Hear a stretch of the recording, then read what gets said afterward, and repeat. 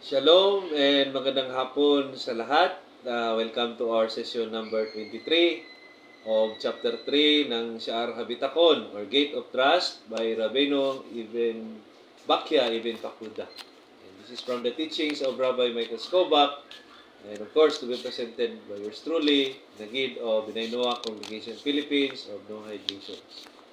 But before we start, gaya ng ating nakasanayan, atin munang i-dedicate ang zikot or merit ng ating pag-aaral sa lahat ng mga may sakit, no?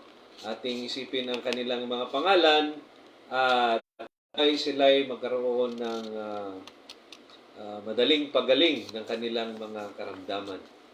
At sa ating mga sarili, atin ding hilingin sa Hashem na tayo tulungan niya upang madali nating maintindihan ang ating pinag-aaralan at ito'y maisapuso natin. At sa kapayapaan ng Israel at ng buong mundo, atin ding hilingin sa Hashem na bigyan niya ng success ang ating mga IDF, no? Or Israel Defense Forces sa kanilang pakikipaglaban against sa mga teroristang mga naglalayon na sila'y sirain at i-wipe out yung buong Israel.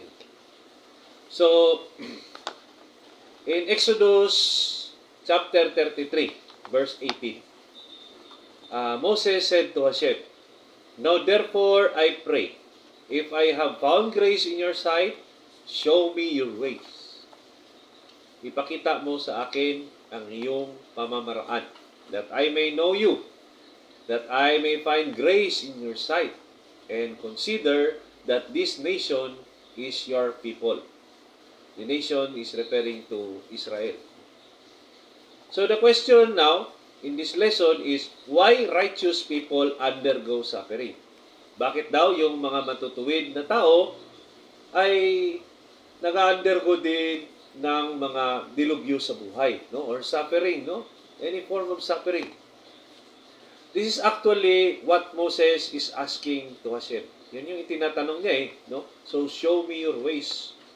Bakit nagkakaroon ng suffering yung mga matutuwid na tao, righteous people? So, to continue our lesson in chapter 3 of the Gate of Trust by Rabbeinu Bakya Ibn Pakuda, he offered us 5 possible answers to this question.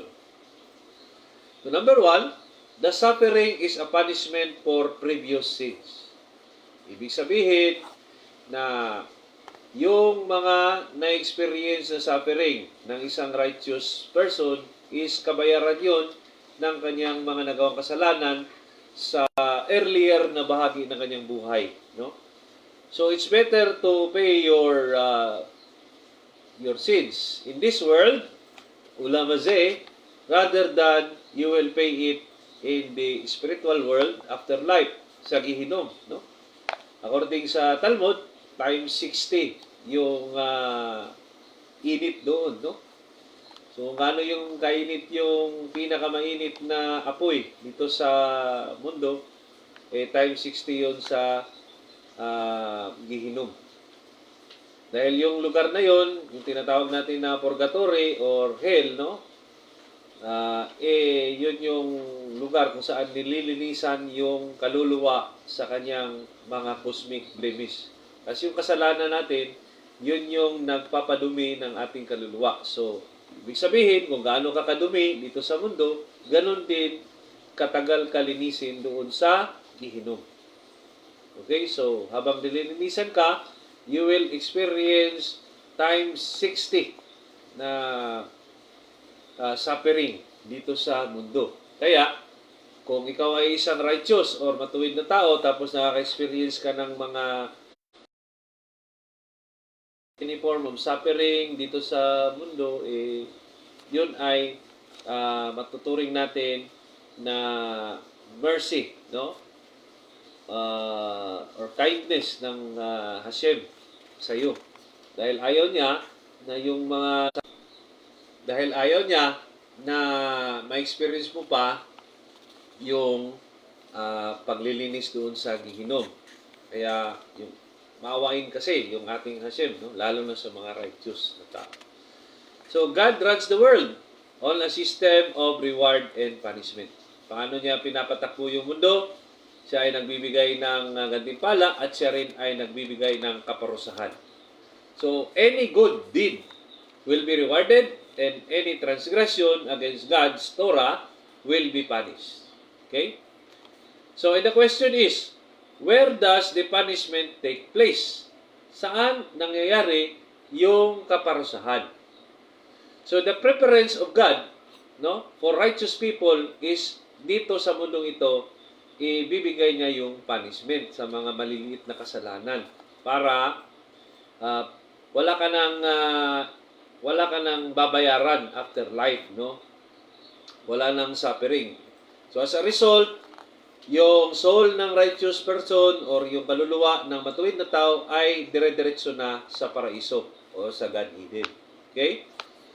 So, ang pangalawang reason, no, na sinasabi sa atin na bakit yung isang taong matuwid ay nagkakaroon ng suffering sa buhay is that even if the righteous person has no sins, kahit wala siyang kasalanan na kailangan niyang pagbayaran, no, God might subject this righteous person to a affliction of love, no?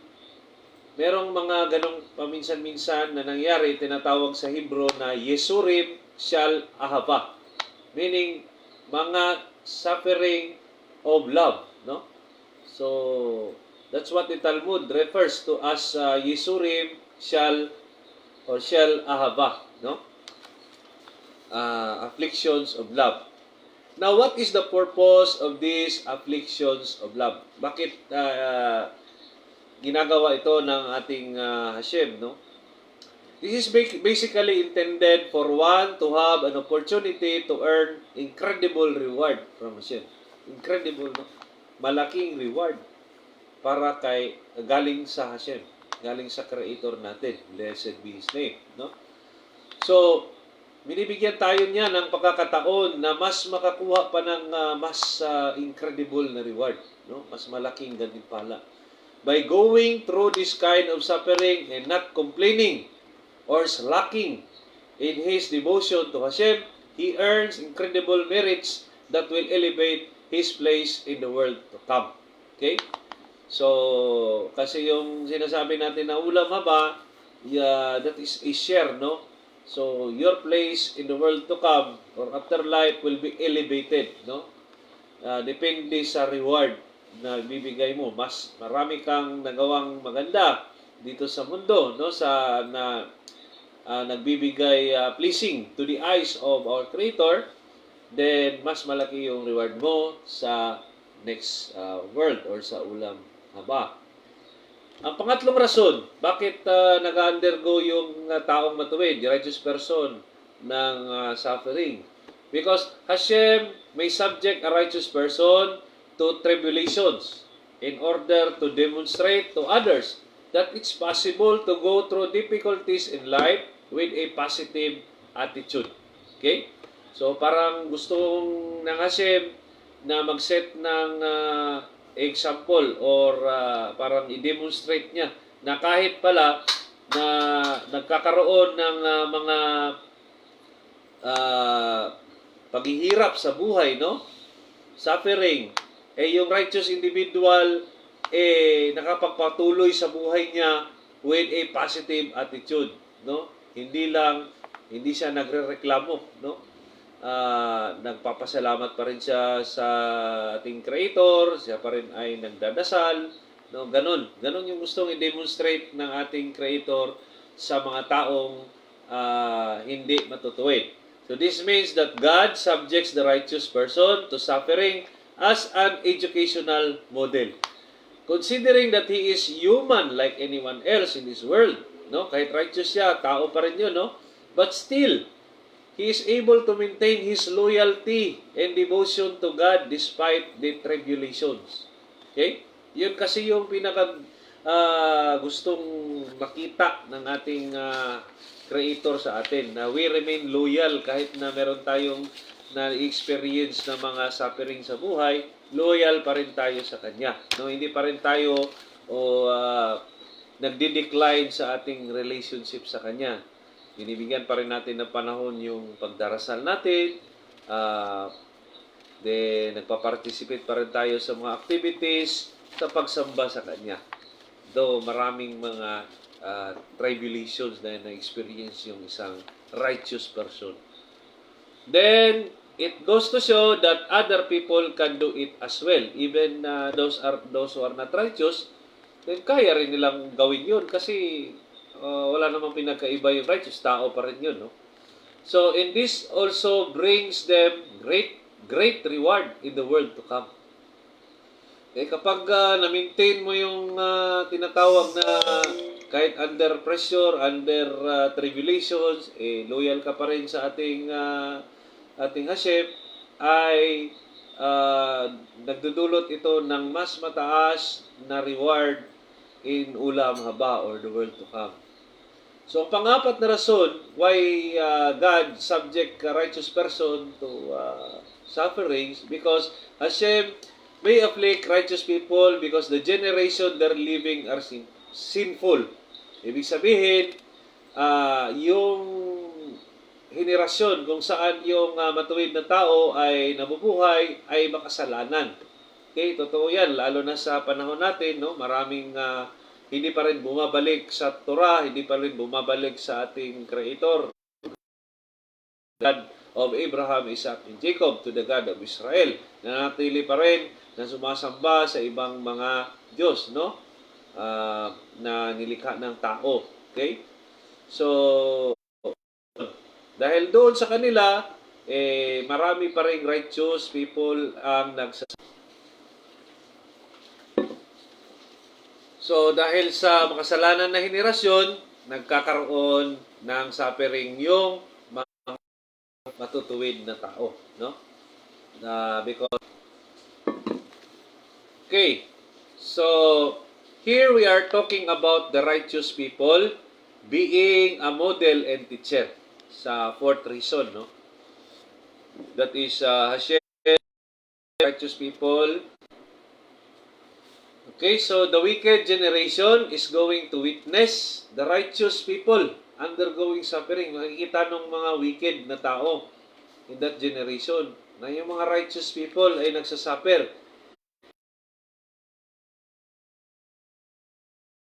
And yet, they maintain their devotion and loyalty to Hashem. While the wicked, they have rejected the service of God despite their comfortable life.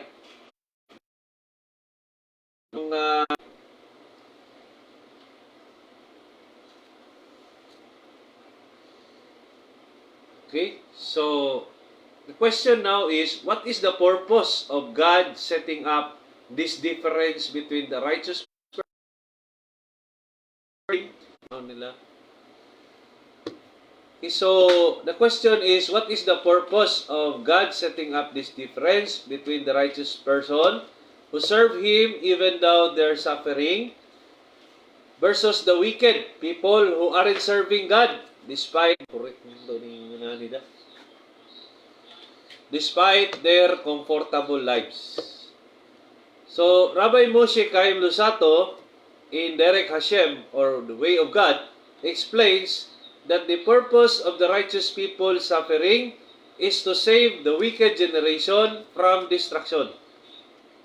However, it's important to bear in mind that this does not absolve the wicked people of responsibility for their individual sin.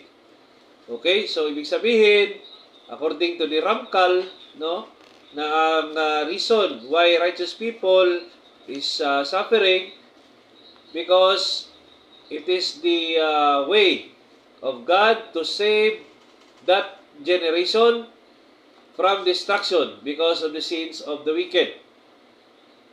However, sabi pa nga dito, hindi pa rin makakaligtas yung mga wicked people sa kanilang mga individual na kasalanan. Meron pa rin silang haharapin na punishment kapag hindi sila nagtisyuba or nagrepent, no? Okay? Repentance meaning they return to God they do positive things instead of doing sin. But the immediate destruction of that generation is averted because of the suffering of the righteous. No? Nadidelay yung destruction or hindi natutuloy yung pagsira ng ating Creator, no, doon sa henerasyon na yon dahil sa mga suffering ng mga righteous na individual. Okay? So other commentaries, no, of the Sha'ar Habitakon explain that the righteous people suffer to inspire wicked people to do teshuvah or repentance. But how this will happen? Paano ito mangyayari? No? Na ma-inspire yung mga wicked people na mag-repent, no? Or mag-return sa Torah. One reason is that seeing the righteous people suffer may put the fear of God into the wicked people. Pag nakita nila na even yung mga matutuwid at mabubuting tao ay binibigyan ng mga suffering ng ating Creator, no? So, or paghihirap. So, sila rin ay magkakaroon ng takot sa ating Creator. At sila ay ma-inspire na magbago sa kanilang buhay, no? So, the wicked people will realize that if God causes righteous people to suffer, then their fate is certainly not going to be better. So kung kayang gawin yun ng ating Creator sa mga righteous people, nabigyan sila ng pagpahirap or suffer, then hindi rin malayo mangyari sa kanila yon, yung mga wicked na mag-suffer din sila. So another reason is that seeing the steadfastness of the righteous people, yung pagiging matatag ng mga mabuti at matutuwid na tao, may simply be spiritually moving and inspirational for the wicked people to do teshuvah. No? Kasi nakita nila na despite of all the tribulations, the sufferings, the afflictions na na-encounter o na-experience ng mga righteous people, ay nami-maintain nila yung loyalty at saka yung devotion nila sa Hashem. Sila rin ay ma-move, no, or ma-motivate spiritually, ma-inspire na to build up the relationship, no, or to reconnect, to return to the God of Abraham, Isaac, and Jacob. And finally, the wicked will see that God is causing suffering to righteous people who doesn't deserve to be punished. Makikita ng mga masasamang tao or wicked people na hindi karapat-dapat na bigyang kaparusahan yung mga mabubuting tao or matutuwid na tao. But because he is living in a wicked generation, dahil nabubuhay siya kasama ng masasamang tao during that time, he is suffering as a result. No? So this will make them feel, the wicked people, no, guilty, and might be a catalyst or a okay, so this will serve as a catalyst or prime mover o magtutulak sa kanila na magteshuvah or bumalik sa Torah, no? Gawa ng mabuti ayon sa mga kautusan ng ating Creator, no? So yung mga masasamang tao ay sa ating Torah, no? Okay, so ang panglimang possible na sagot sa tanong na why righteous people suffer, yung number 5 reason, no? Righteous people may undergo suffering on lack of outrage and display of protest. So, protest against the wicked people of their generation who rebel against God. Ibig sabihin, nagsasuffer yung mga, o nagkakaroon ng paghihirap yung mga, dahil hindi nila napigilan o hindi sila nagpakita ng pagprotesta, no? or galit doon sa mga pinagagawang masama ng mga tao na nagre-rebelde sa Hashem. So next week, Hashem willing, we are going to discuss about the 6 possible reason kung bakit yung mga masasamang tao ay nagiging prosperous or nagiging successful sila sa buhay. Okay, so again, hoping to see you next session number 24, and wishing you all well, with blessings, litraot, shalom, shalom.